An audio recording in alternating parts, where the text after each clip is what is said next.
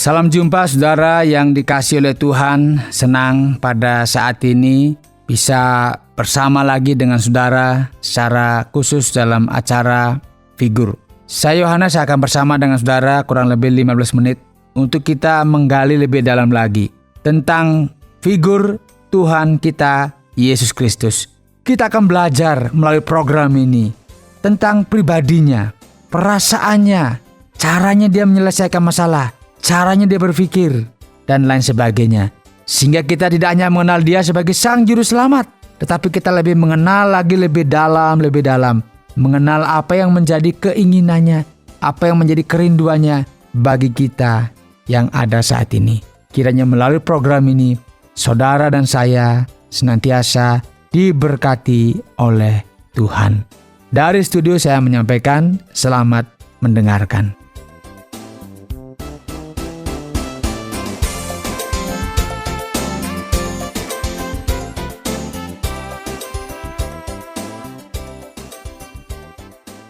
Saudara yang dikasihi oleh Tuhan, dalam budaya kita ada beberapa tempat yang dianggap angker, seperti kuburan, rumah tua, gua-gua, hutan, pohon besar, dan lain sebagainya.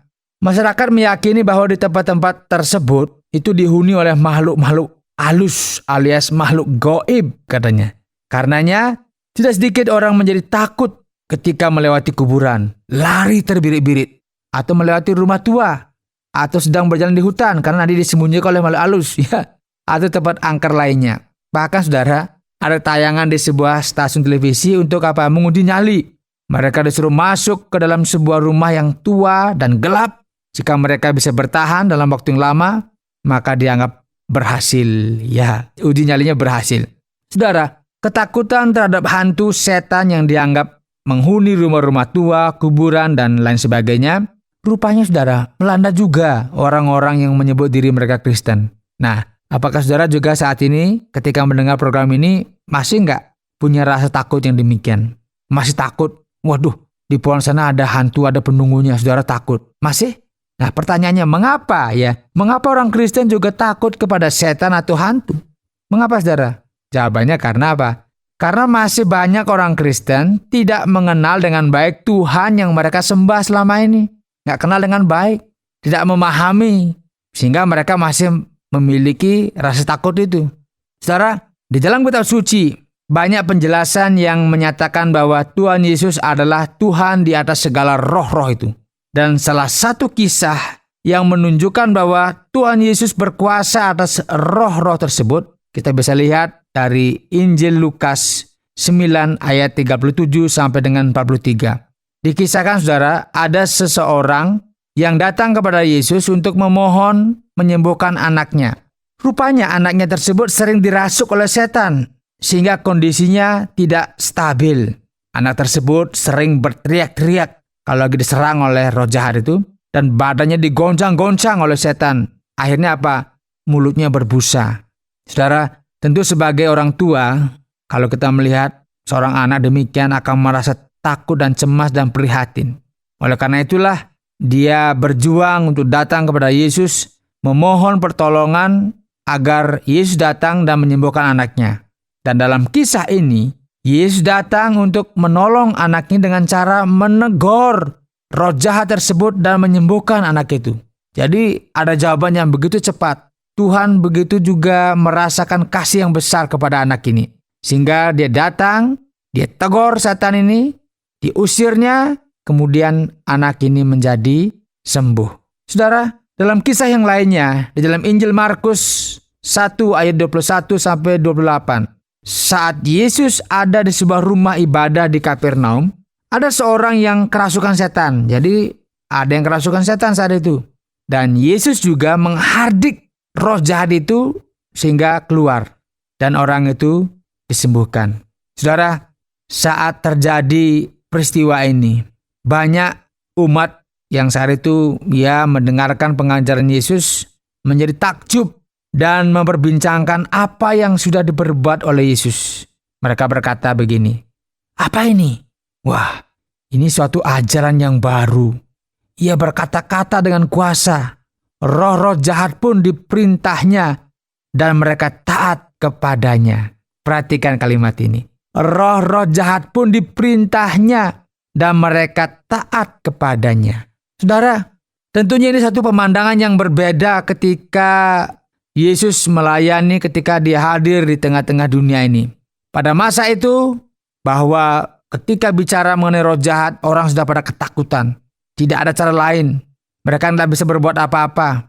Tetapi dia takjub ketika Yesus dengan tenang, dengan tegas dia berkata, dia usir roh jahat itu, diperintahkan taat. Sehingga komentar dari orang-orang yang melihatnya, ini apa ini? Ajaran apa ini? Ia berkata-kata dengan kuasa. Roh-roh jahat pun diperintahnya dan mereka taat kepadanya. Artinya roh-roh jahat pun itu penekanannya itu kok bisa roh jahat taat kepadanya? Ini siapa dia nih?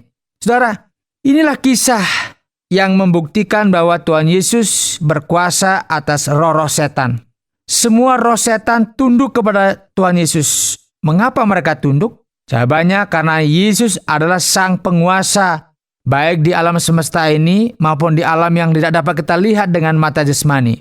Di dalam surat Kolose pasal yang pertama ayat 16 dituliskan, karena di dalam Dialah telah diciptakan segala sesuatu yang ada di sorga dan yang ada di bumi, yang kelihatan dan yang tidak kelihatan, baik singgasana maupun kerajaan, baik pemerintah maupun penguasa. Segala sesuatu diciptakan oleh Dia dan untuk Dia. Jelas sekali. Di dalam Dia, di dalam siapa? Di dalam Yesus telah diciptakan segala sesuatu. Segala sesuatu yang di mana? Yang di sorga dan yang di bumi atau alam semesta ini. Yang kelihatan dan yang tidak kelihatan. Nah, itu dengan jelas dikatakan bahwa semua diciptakan oleh Dia, baik itu kerajaan, pemerintah, penguasa, dan semua diciptakan oleh Dia dan untuk Dia. Saudara, ini berarti bahwa tidak ada sesuatu yang tidak taat kepada Yesus, termasuk makhluk-makhluk ini.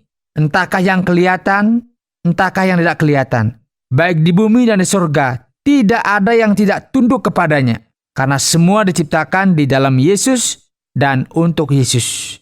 Dan karena itulah, makanya makhluk yang disebut dengan setan, roh jahat, atau dalam pengertian kita ada genderuwo, ya, ada pocong dan sebagainya. Semua sebutan itu sama saja, itu hanya sebutan saja.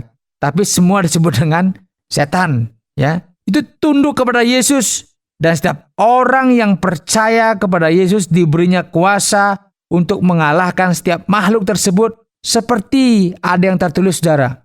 Kemudian ke-70 murid itu kembali dengan gembira dan berkata, Tuhan, juga setan takluk kepada kami demi nama-Mu. Lalu kata Yesus kepada mereka, aku melihat iblis jatuh seperti kilat dari langit.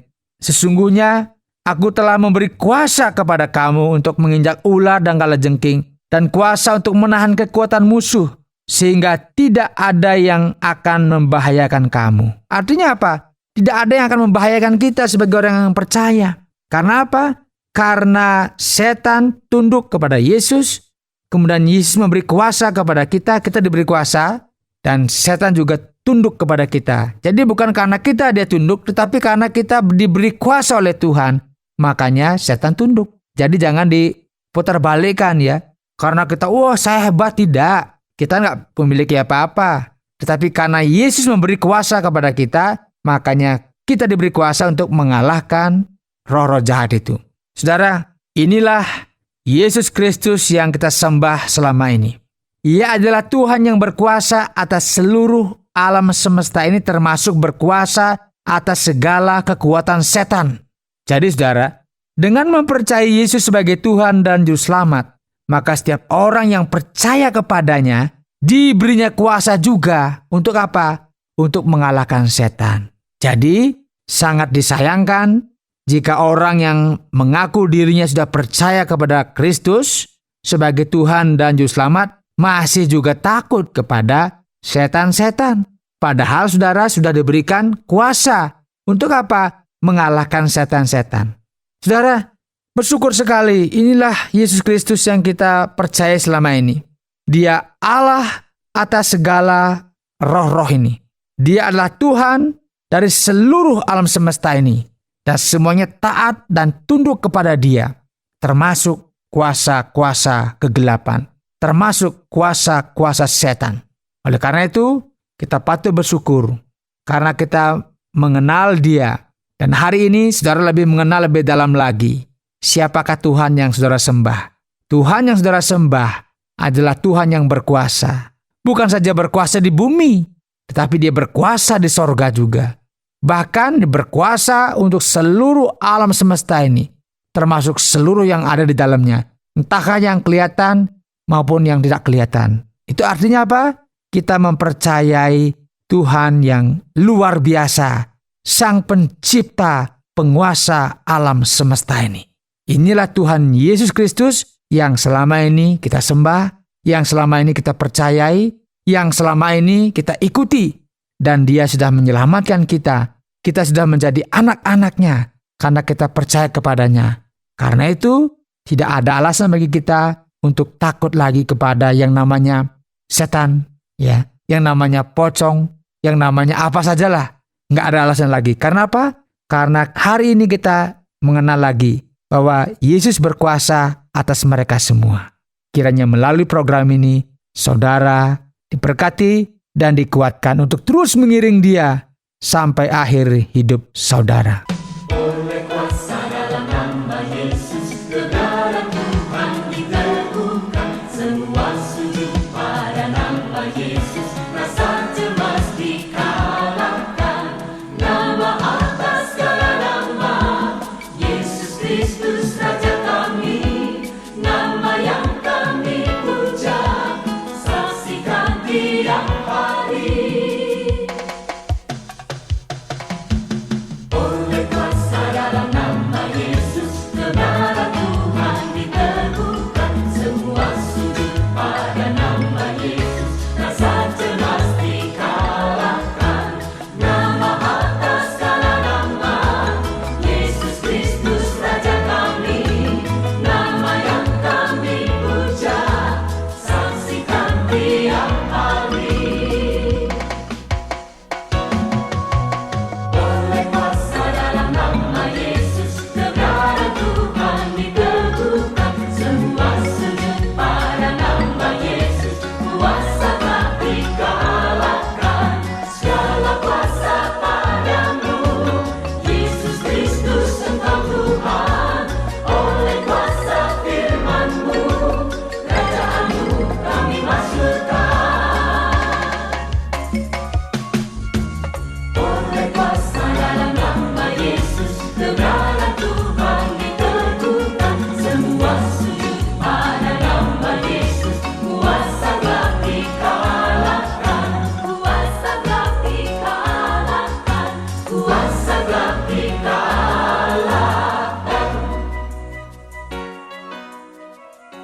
Jika saudara rindu untuk mengenal Dia, mengenal Yesus Kristus lebih dalam lagi, silakan kirimkan surat ke Tromol Pos 261 Batu 65302 Jawa Timur, atau melalui SMS ke 081377773786. Sampai jumpa dalam program selanjutnya.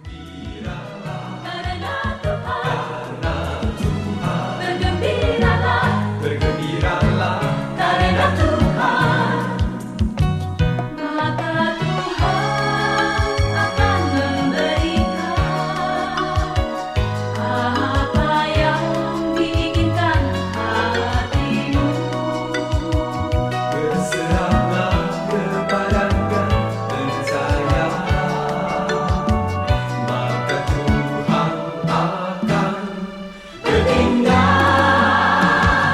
bergembiralah gembiralah karena Tuhan.